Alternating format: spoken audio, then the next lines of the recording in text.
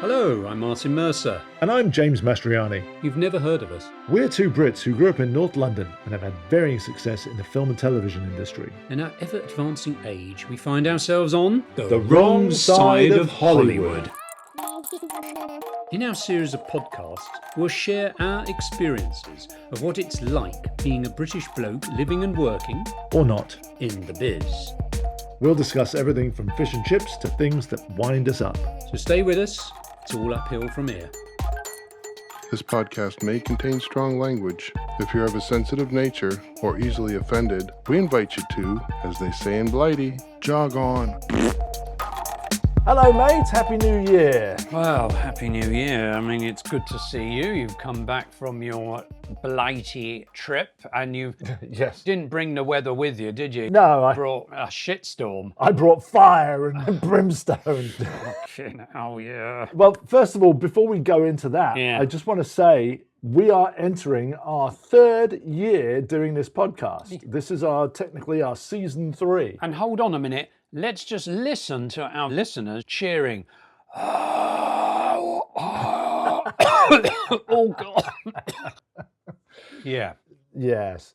It's our third year doing this. Yeah. But as you said, coming back from England, it was a crazy, crazy trip. We were there for 13 days, including the travel, and every day was booked with a travel day going somewhere or someplace. So we need a holiday now that we're back. Yeah. Also, Monica and I had the pleasure of meeting a brilliant young lady at my brother's show on Christmas Eve.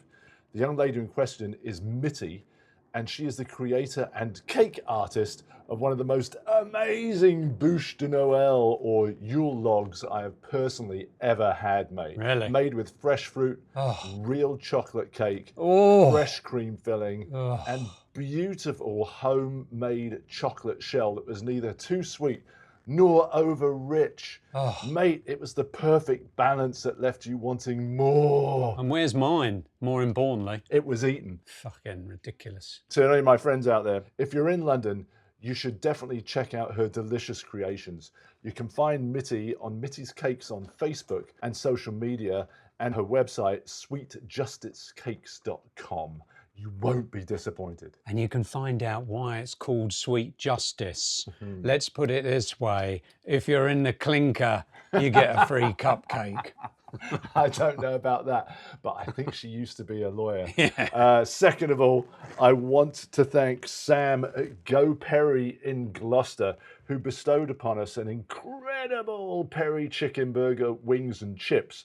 That's fries for you Americans, along with full-on vegan options for the kids. Yes, guys, no matter how old you get, you'll always be kids compared to us fogies. So thank you, Midnight and Kim, for arranging all of that. Oh my God. Dude, this is like a fucking award ceremony. I know, Jesus Christ. What have you won? Nothing but a cough and a cold. Now, I have to say, gone hey fat choy That's as well, right. because by the time this comes out, it will be the Chinese New Year. And interestingly enough, Year of the Snake. Richard. Richard, if you're Yes. listening. I think we'll have to cut that fucking bit out. No, I think we'll leave that in there. He'll get a kick out of that. Yeah, So, if he listens. you're the snake. Yes. Year of the Snake, and talking of Chinese New Year, I've got a few taboos for you mustn't do on Chinese New Year. Okay, and I'm going to ask you about these. Right. So go ahead. Number 1, no negative words. Why? It's just not nice.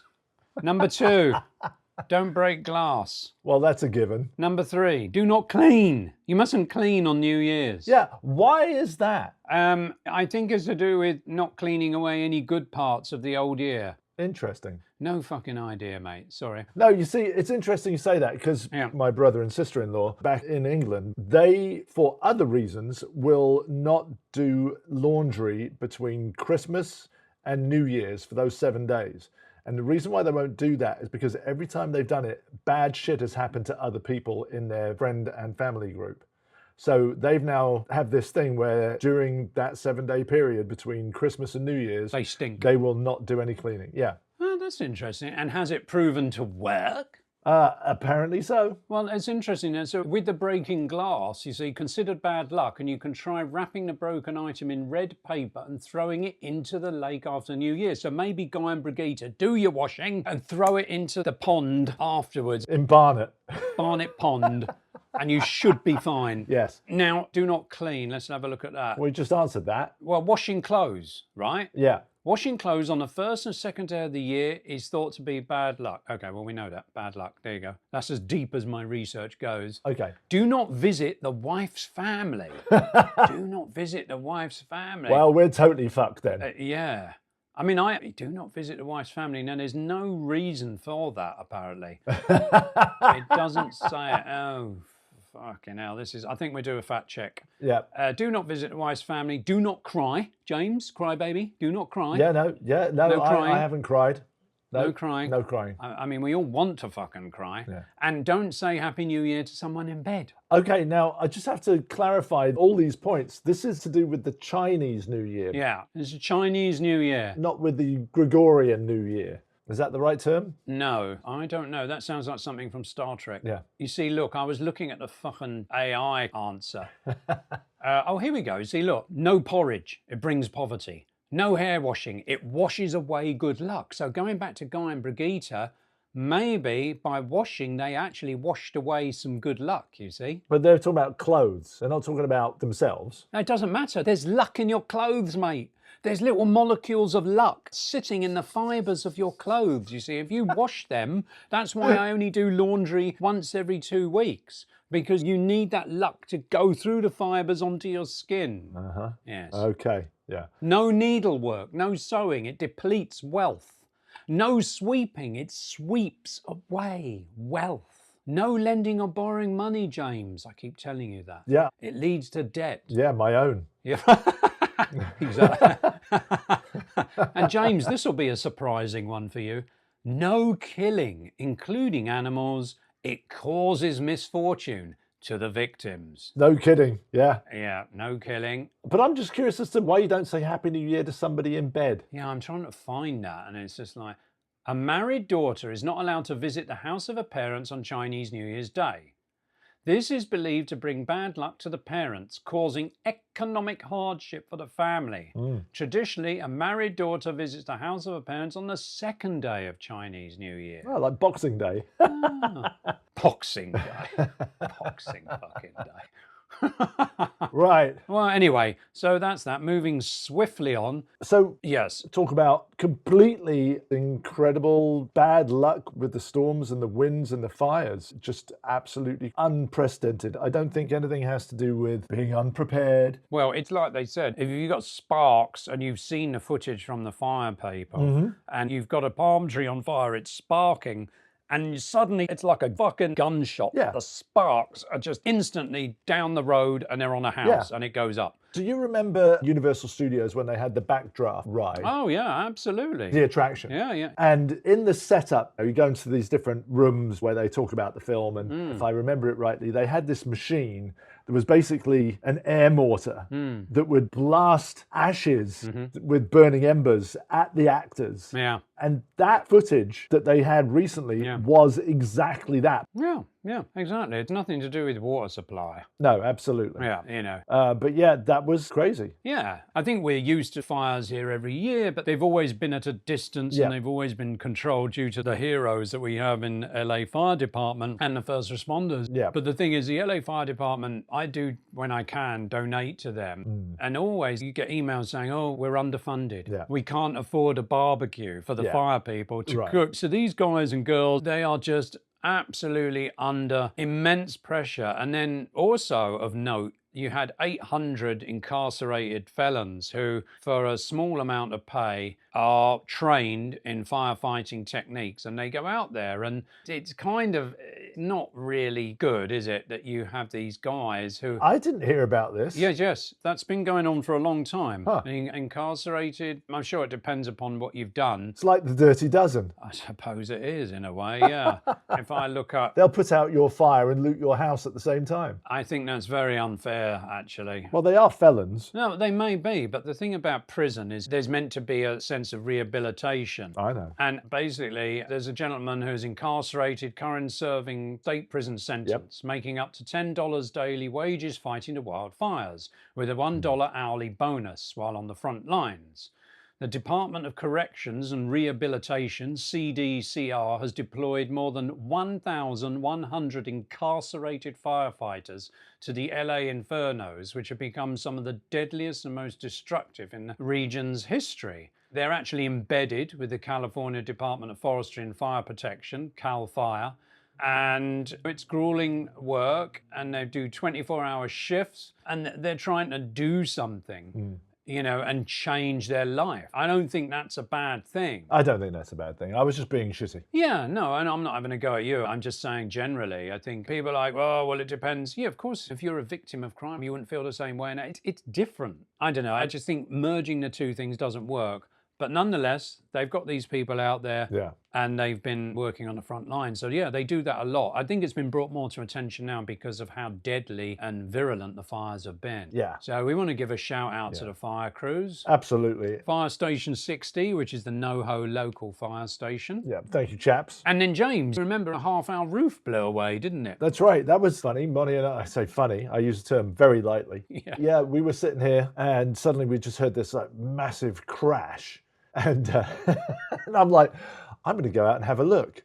And Money's like, you don't go outside, you stay right here. And I'm like, no, I got to go outside, see what's going on. And I go out and I'm looking around with a flashlight and I could see some flashing, which is the edging to the roof for people that don't know. And it was banging on the side of the tree in the house. And I think I came out and I saw you and Sally were looking out the window. And I'm like, I think you guys need to come out. And you came out in your riot gear, for want of a better term. You're like a crash helmet and your goggles and your mask and your padded jacket. Yeah, padded jacket. Prepared, lad. Prepared. Yes, very prepared. And amazingly enough, you went up onto the roof in this force 10 gale. Yeah. And we were like, yeah, the roof's coming off. And we're like, oh my God. And I'll never forget, I mean, we've got the footage, which people have probably seen by now, from your front door cam.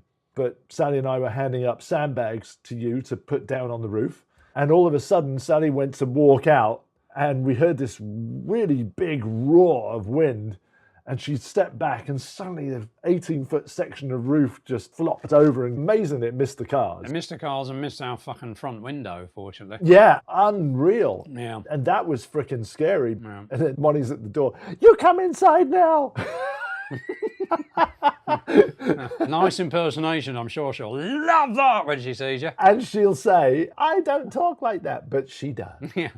But anyways, that was an interesting freaking couple of hours. It was, and you don't really think about it when I was up there. I was going to ask you. I was kind of disassociated from it, and I was aware of something rising up behind me, so I just quickly got down on my hands and knees, pardon the expression, and the thing flew right over me, fortunately. Oh my God, mate. Yeah, I was wondering about that. I was sitting there going, wait a second, you were up there when that thing flew off the roof. Yeah. I ducked on hands and knees and it cleared, but you don't even think about it. If we hadn't sandbagged the rest of it, it would have all come off. Yeah. But our experience compared to the literally hundreds of people who have lost their houses. Yes. Actually, I think it's more than hundreds, it's thousands. Yeah. I mean, there's thousands of properties that are burnt. Yeah. And it's never been like that here. There's an area called Altadena, which oddly enough, your sister had a house there many years ago, and we nearly bought a house there. Yeah. And it's a very nice area that was reasonable price-wise. Yeah. You had a mountain view and so on and so forth. And now that has gone. Yeah. Some guy in a coffee shop says, like the carpet bombing that happened in Dresden. Yeah. And of course, you see all this humanity coming, and me and Sal volunteered and helped sort donations. Yeah. There's GoFundMes and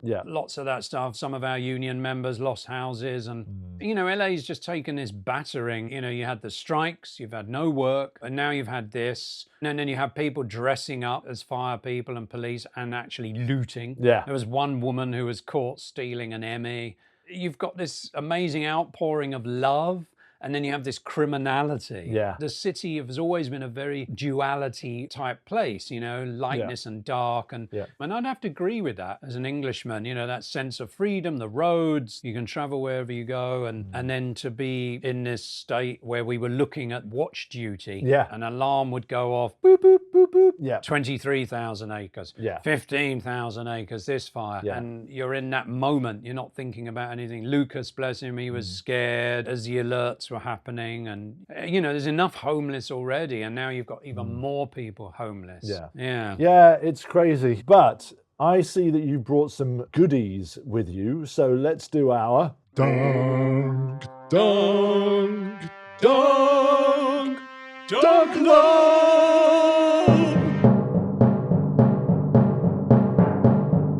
Okay, so what do we have here? Okay, this is from Bafang in Van Nuys. It's just opened. And when we went there to order this at great expense, I expect nothing less. It was heaving in there. So first of all, we've got a fried chicken cutlet. Yes. You'll see there's the chicken there. It's quite fried. What does it look like to you, James? How does it appear? It looks like a sliced fried cutlet of chicken. Excellent. You win the Shakespeare Award. Yeah, for my descriptions. So we're going to start with the soup. The soup is corn chowder soup. All right. So here we go.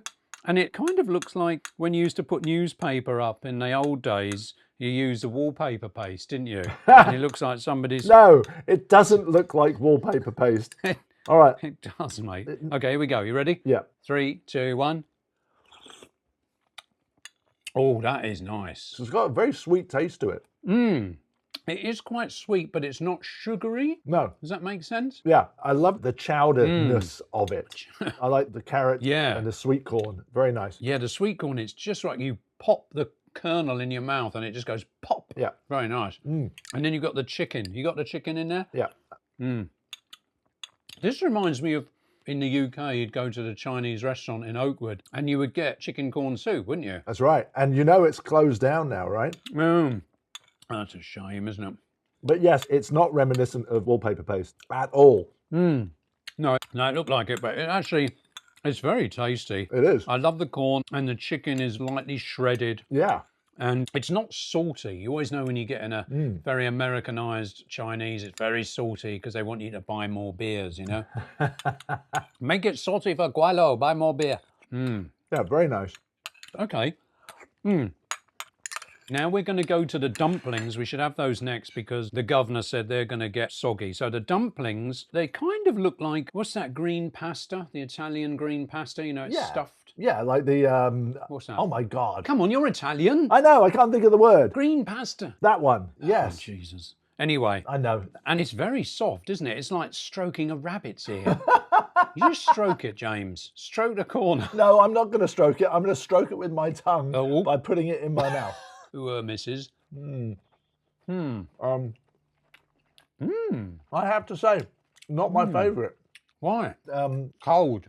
It's cold. It is cold, but that's not why. There's a flavour to it that's not gelling with me, I'm afraid to say. Really? Yeah. Well, you see, the problem is this is what happens when you get food to go. And it's not their fault. The time it comes back, it's not going to be warm. No, it's their fault. But this is what they're famous for.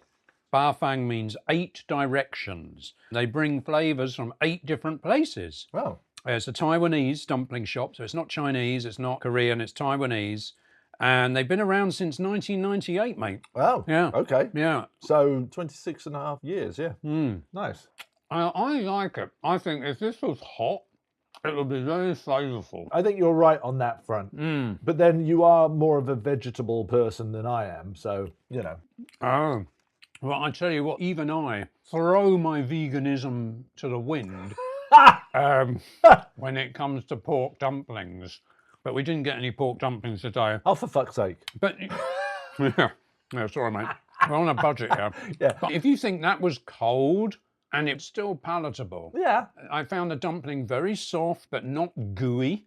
It had a firmness to it. True. It held the contents. The contents was flavourful. Yeah. I think what you don't like about it is there's a slight cabbagey feel to it. Yeah, I'm not a big cabbagey fan No. unless it's coleslaw and it's loaded with sauce so that you can't tell that it's cabbage. Right. So it's Kentucky Fried fucking chicken for you then.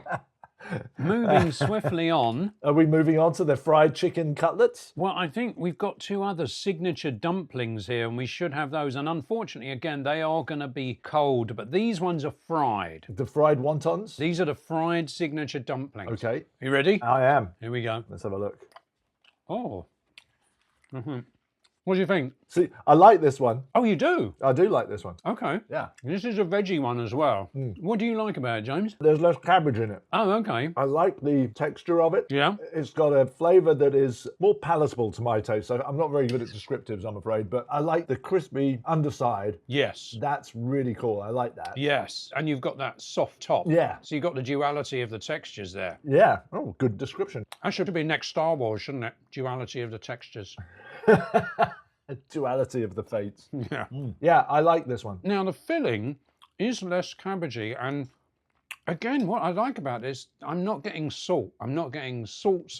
I'm getting a soft mix of spices and Eastern flavours. It's not just soy sauce, you know what I'm saying? Yeah, I'm enjoying this. Oh, really? Actually, soy sauce would be kind of fun to put on this. Actually, as a dip, to dip in, yeah. Yeah. Yeah. Even that sweet soy sauce. Not the salty soy sauce, but the sweet one, or whatever one they have. Yeah. But yeah, very nice. I like this. Yeah, you're right. A little dunking in soy sauce, see?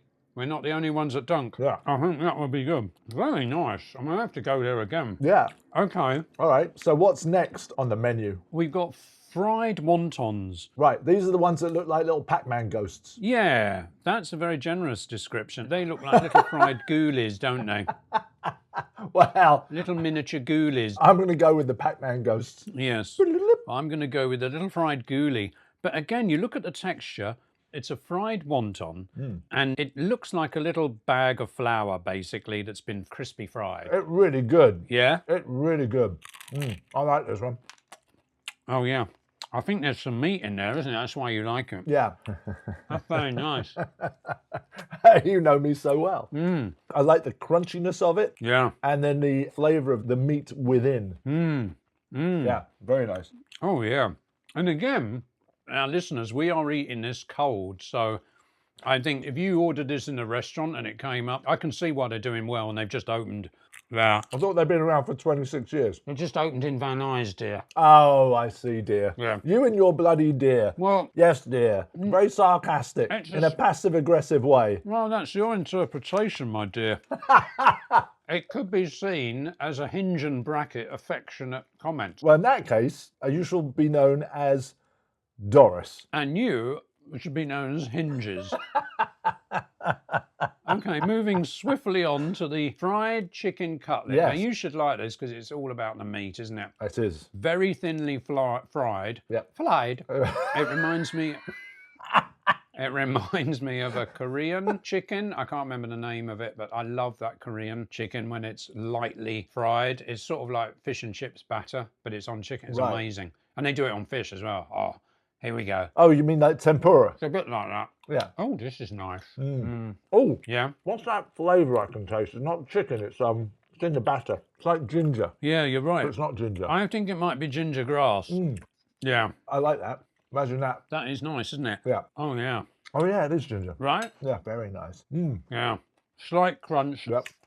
Well, that's very good. Now, as we usually chow down on this lovely tucker, we want to talk about movies. Now, because of the dreadful fires, Yeah. initially I was going to suggest we talk about movies to do with fires, right? But then, last week, unfortunately, director David Lynch passed away. Yeah. And so I thought we could maybe discuss David Lynch, who was a painter, an illustrator, a musician, and a film director and a writer. And I thought we could discuss him whilst we're eating this lovely food. Are you a huge Lynch fan? He doesn't seem to be your type of film, to be fair, James. To be honest with you, I have seen Eraserhead. You know my feelings on Dune. I saw Elephant Man a long time ago, and it does need another look. And I found Mulholland Drive very weird, but I think also I was a lot younger, so I didn't really understand where it was coming from. And what was the other one? Blue Velvet. Yeah. I haven't seen that. But I loved Twin Peaks. Now, tell me about Twin Peaks, because funny enough, I've never seen it. What? Yeah, when we were at school, everybody's raging. But at that time, I just wasn't mature enough, frankly, to enjoy it. So pray tell, what did you like about it? Well, I certainly wasn't mature enough to enjoy it. I just started watching it because Mum started watching it, and we kind of got hooked. I think from a stylistic point of view, which I didn't understand back then, of course, it was very atmospheric. And it kept having these brilliant dream sequences that was clearly filmed in reverse. Right, I was going to say, so there is a strangeness to it because of the nature. Yeah, everybody's ripped off since. Yeah, brilliant. And I found that absolutely fascinating. And I thought that is just genius filmmaking. And then, of course, I can't remember how many seasons it went on for, but in the lead up to the last season, I remember being at a party and one of our friends was going around with a video camera saying, so who do you think killed her and all this kind of stuff. And of course, we all got it wrong, you know. Yeah, that was sort of like the what was it, the Who Shot JR of its time, wasn't it? Yeah, exactly. But yeah, it's a really interesting show. I have to say, I'd like to give that another look. And I have to give the other movies another look. As you know, wasn't a big fan of Dune, and I'm not a fan of the redo either. Yeah. But that's just me. No, it's not you. I think his version of Dune, which was production designed by Anthony Masters, who was a British production designer who's passed away, it's a beautifully designed film. I think he was one of the first directors to mix Baroque design with futurism. Right. If you remember League of Gentlemen, the Steve Norrington movie, that was kind of redone in his design of the submarine and all that type of thing. So, you know, I think David Lynch is responsible for a lot of design. I was looking at Severance and the opening shot of Severance. In my mind, I was like, that's Lynch. Overhead shot with very precise placement of actors and furniture and mustard colours and so on and so forth. I mean, this is a man who, in Eraserhead, he made the baby. Right. This guy could make things. Right. He made his own furniture. So I think his Dune, going back to that, I think visually it will be remembered long after the latest one, which I kind of enjoyed the second one compared to the first one. But yeah, Lynch's Dune, it's like Baron Harkonnen with the pustules and the little squoods, all that Lynchian detail. Right. And of course, you mentioned Mulholland Drive. Yeah. Now, I found Mulholland Drive the quintessential LA film. It is about coming to LA and dreaming, and the city fucks you, basically. When I watched it, when she's given the box by the homeless guy. Right. I mean, LA is now the city of homelessness. I'm sorry. Yeah. We love it here and everything, but, you know, when you love a place, you also see its bad points. And there's a homeless situation here. And the thing is Lynch was talking about that back on Mulholland Drive and how your dreams are broken and crushed. And basically, she died. You know, that's my interpretation of it. I think that's a great thing about Lynch. You can have lots of different ideas. Right. He was a director that would tell you how to be creative and how he did transcendental meditation and he had his strong coffee and all that kind of stuff. But he won't tell you the whys and wheres of his films. And I love that. I think that's great. But yeah. He's not telling you what to think about it. He's having you draw your own conclusions, whether it aligns with what he intended or not. Yeah. He doesn't tell you. Yeah. So it's the Schrodinger's opinion. It's neither right nor wrong, depending on which point of view you have, right? Absolutely. And actually of interest, before Mulholland Drive, I actually met Naomi Watts. Wow. Whoa, I remember the name. Amazing. Fucking hell, no fat check there. Ding, ding, 10 points to Gryffindor.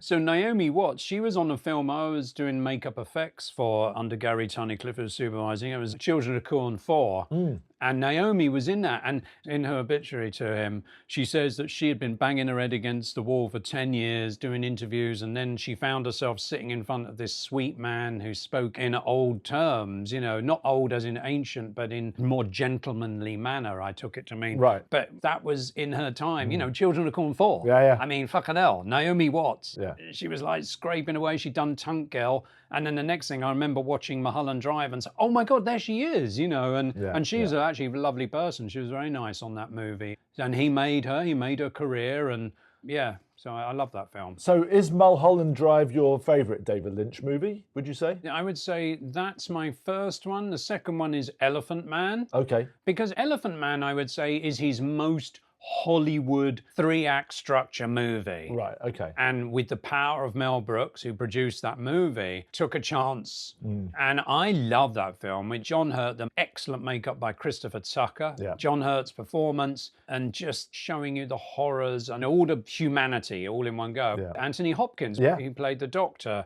Beautifully designed, beautifully shot. So I would say Mulholland Drive, Elephant Man, Eraserhead and Dune and then Blue Velvet. And of course, even Blue Velvet, you see, when I saw it years ago, I wasn't up to it in the brain department to really understand it. The one image that I took away from that film was with the ear and then the camera traveling through the grass. You had the white picket fence. It was Americana. Beautiful, beautiful. The camera goes into that grass and it's crawling with fucking cockroaches and that. And that, again, he was saying something that was not being said at the time. Yeah. So yeah, an amazing talent. It's a shame he's gone. And I have to catch up with Twin Peaks now, you know. Yeah, no, I need to watch that again. That's for sure. Yeah. So going back to the fires very quickly. Yeah. Movies. Fire movies. One of my all-time favorites is 1989's Always, which was a remake of A Guy Named Joe. Oh, was it? I didn't know that. Yeah, and it's got Richard Dreyfuss in it, and oh my God, I've forgotten who the actress was. Don't know, but it's directed by Spielberg. Yes, and it is a great film. And it had, oh my God, I'm going to have to look it up now. Fact check. Whilst you're looking that up, what I loved about it was it dealt with one of the most amazing things we've seen during this fire, which was the use of super scoopers.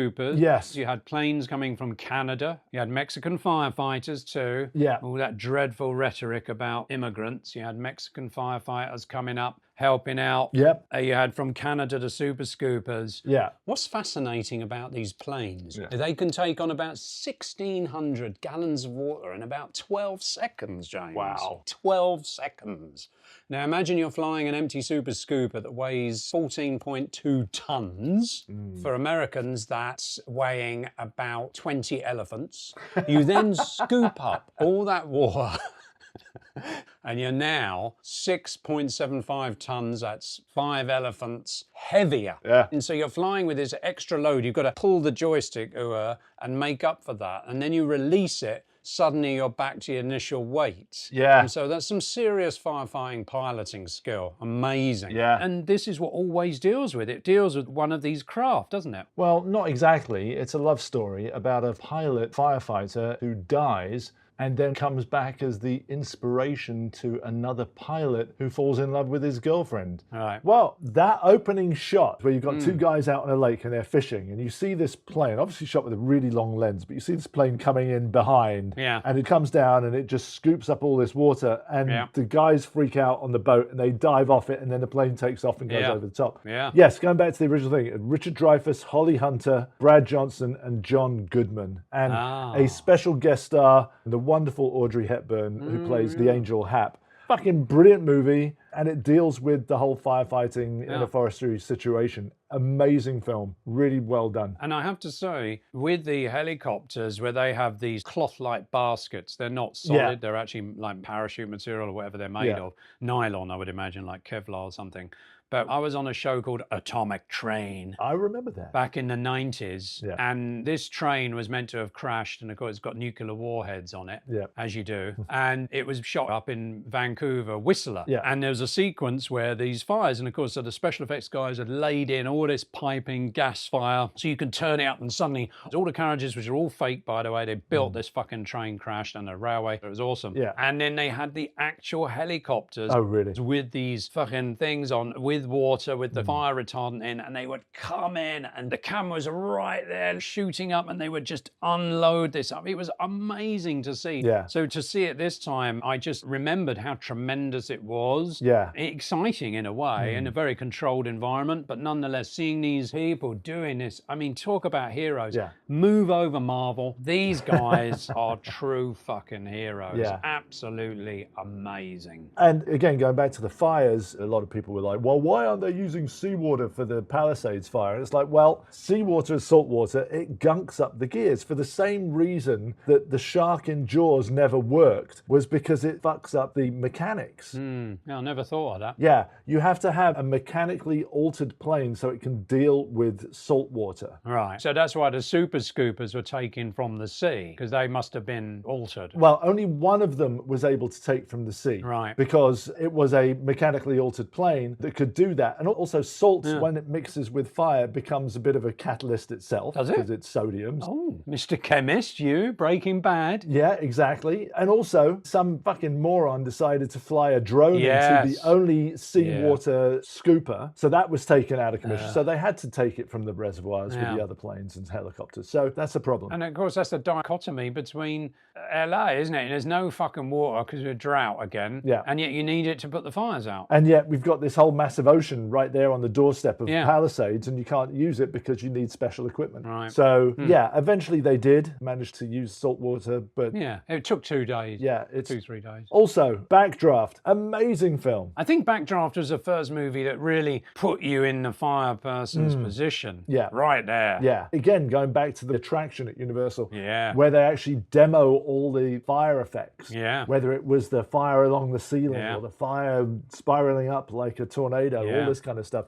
All done practically in front of you in this amazing set. And I always wondered how they managed to keep the attraction cool. And they basically had a curtain of ice cold air coming down between the fire effect room and the audience. And you could still feel the heat from it. Well, that's what I was going to say, the heat. I remember the heat being tremendous. And you don't think of that, oddly enough, when you see them fighting the fires, the immense heat. Yeah. And then, of course, when it got to nighttime, it's fucking cold. Yeah. And they're resting and they're freezing. Yeah. Shit. And the other thing with the wildfires is even if you've got firefighters on the front line dealing with all this stuff, either with their hoses or the planes or helicopters coming in and dropping all that water, it turns to steam immediately. Right. And then you're dealing with the heat from the superheated water. Yeah. And you're just like, oh my God, it's crazy. It's hell. Yeah. A Backdraft directed by Ron Howard, Yes. starring the whoever those brothers were, them lot. Who are? Yeah, Stephen Dudar. Yeah. Stephen Dudar and Thingamajig. Yes, right. Kurt Russell and William Baldwin. That's right, William Baldwin. And Robert De Niro was in it. Oh. Donald Sutherland was in it. Yeah. Scott Glenn. Oh, Scott Glenn. And J.T. Walsh. Good actors. Yeah. And then my last film with fire that I've always loved was Towering Inferno, 1974. Yes. Directed by John Guillermin.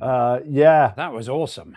Yes. Great stunts. I will never forget the one scene where you've got that annoying lady who's deciding she's going to go down in the outside elevator that's kind of like... Oh, that thing, it's on the string, isn't it? Well, on wire kind of thing. On wire. Yeah, and then it hits something and she falls out. Yes. And then she bounces off the angle of the glass and I'm like, Yeah. As a young child, seeing that was absolutely terrified of that. So... Permanently damaged you. Yes. Yes. So, going to the Bonavent Hotel downtown LA and going up those exterior elevators, I'm like, I'm going to fall like that lady.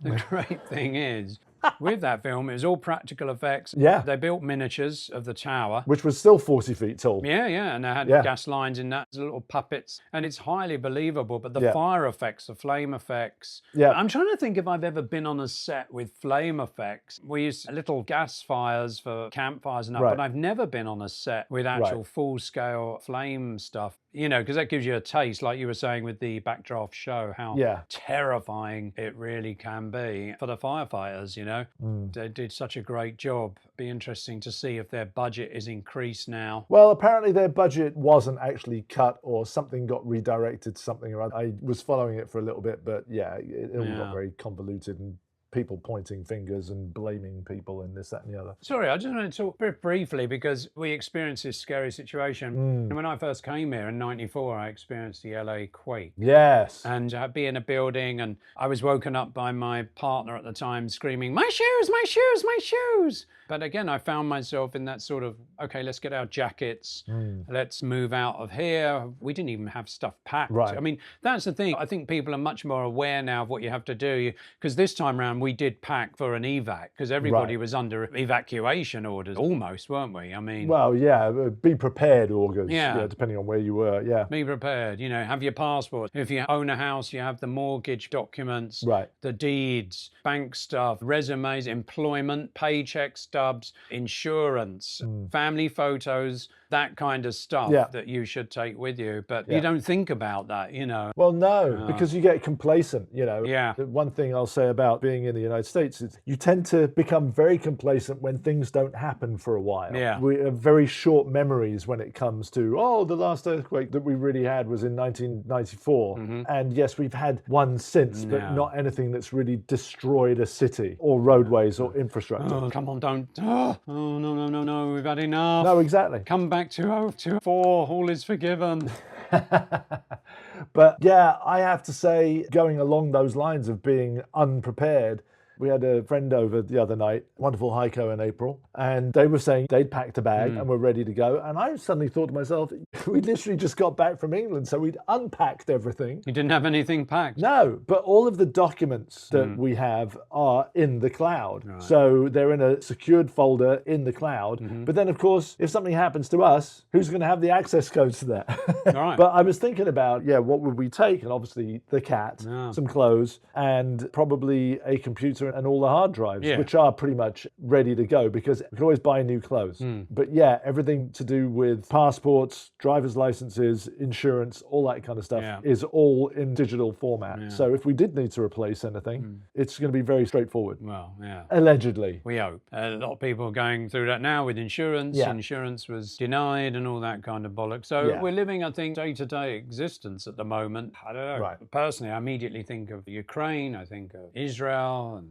Gaza. And talking of Ukraine, I was watching Jon Stewart from The Daily Show the other night. Yeah. He was saying that Zelensky had offered to send 30 or 40 firefighters to help. Yeah. Now, this is a guy whose country is at war with Russia, Yeah. offering to send LA help.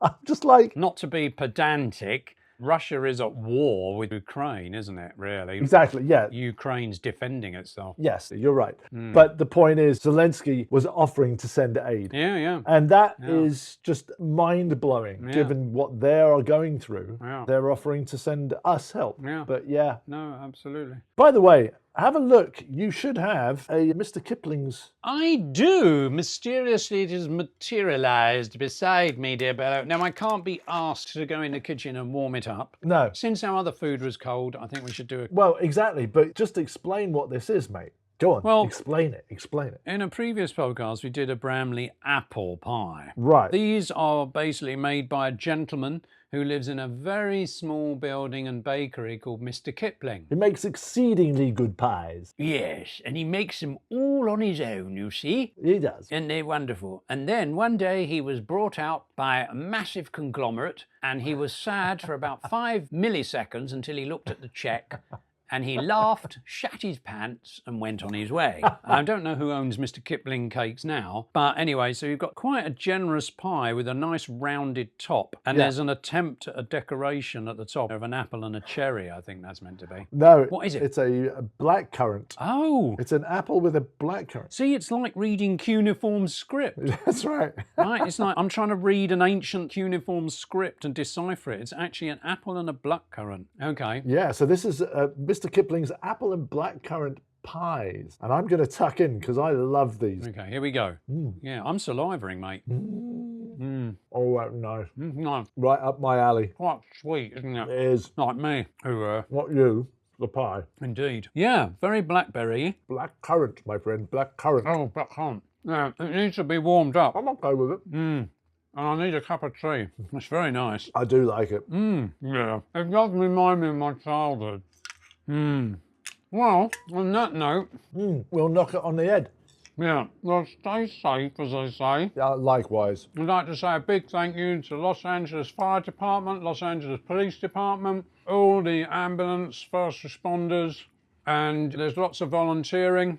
If you're a union, contact your local union. Volunteers sorting clothes, sorting items of people who've now got nothing. You can contribute as well. Yeah. Motion Picture and Television Fund, IATSE, if you're in the business. Of course, you can do the Red Cross and whatever else. Yes, absolutely. And thank you, and I'm glad you're safe, and thank you for going on our roof and battening down the hatches, so to speak.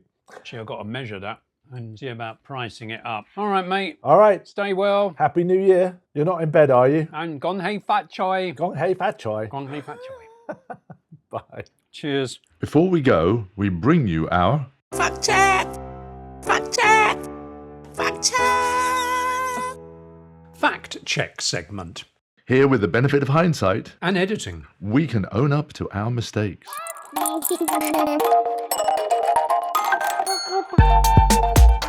Yes, horrifyingly, you are correct. Yes! The Gregorian calendar, also known as the Western calendar, was introduced by Pope Gregory VIII and is considered a modification of the earlier Julian calendar, which was used by the Roman Empire.